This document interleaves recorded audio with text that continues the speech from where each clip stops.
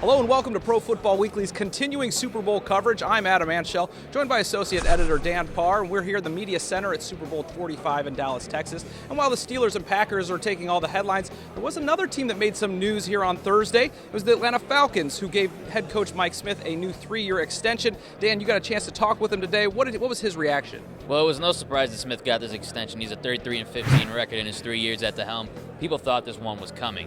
Now, he took it in stride. This is a typical of Mike Smith reaction, as you would expect, a very humble guy.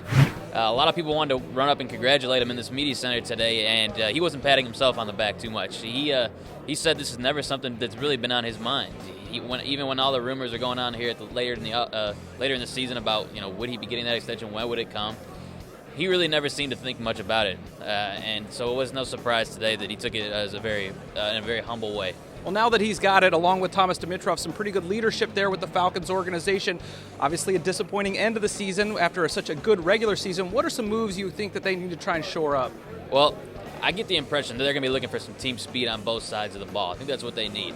Maybe it's at the receiver position. Maybe it's up front on the defensive line at defensive end. They're going to need to ramp up that pass rush pressure, and they need to make more explosive plays on offense. Matt Ryan had a very fine season, a Pro Bowl season, but the plays downfield were not coming as much as they would like to see. Certainly seems like they have a lot of good pieces in place with Matt Ryan, Roddy White, Michael Turner, Tony Gonzalez when he's still around. They have the pieces in place. We'll see if they can just take it to the next level. We appreciate it, Dan. And for all the continuing Super Bowl coverage, be sure to follow us on Twitter or go to ProFootballWeekly.com.